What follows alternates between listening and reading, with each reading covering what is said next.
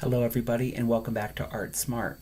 If you've watched videos on my channel before, you've probably picked up that a lot of what I'm talking about on this particular channel are people that are coming into art relatively new.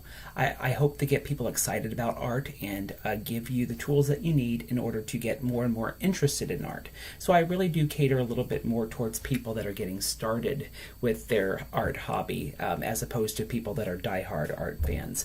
And so I have been showing some books that you can pick up relatively cheap that can give you an idea of what art is all about, what are the great artists, what artists may not be in favor much anymore, and maybe just give you some general overviews on how to look at art in a different way. Some books do a great job and some do not. I've shown you many books that I felt were kind of not so great, especially if you're just getting interested in art as a hobby. But these books that I'm going to show you today are really great if you're trying to get to know art and trying to see a snapshot of particular artists. This is a series of books that have come out, and as you can see here, it is by Taschen. It is a publisher that has done many books for the arts, and as you can see, these are relatively slim volumes.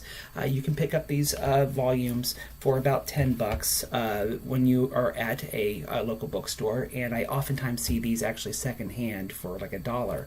A great thing about these books, though, is it strikes that great medium balance of giving you lots of great pictures, lots of color pictures, and every now and then a little snapshot of something that might be a little bit smaller but gives you a small detail. It does a great job of giving you those pictures without necessarily overloading you with just pictures and not giving you any insight. This book definitely gives you plenty of insight on the different artists and where their works fall within the realm of their career. It does an excellent job of striking a good medium balance of giving you information but not overloading you with information. Sometimes you have books where there's just too much information for somebody that is relatively new to the hobby. Recently I showed you the Jansen History of Art, and that's definitely a much wordier and over-the-top way of describing art. This is a little bit gentler if you are trying to get started. I have one here on Botticelli, and I have one here on Cezanne. A great thing about this particular book series is it pretty much tries to level the playing field and take the artist seriously, even though sometimes they're doing an artist that may not be the most famous artist in the world, or even one that has the greatest of reputations.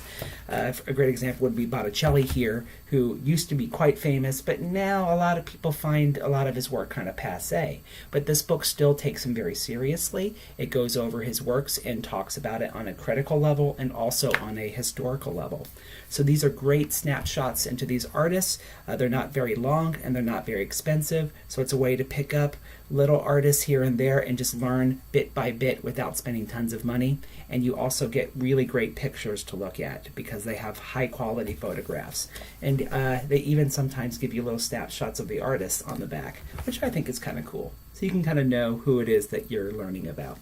So definitely pick these up if you have the chance, and I hope this makes you a little bit more art smart in your book buying decisions. Have a great day, everybody. Bye-bye.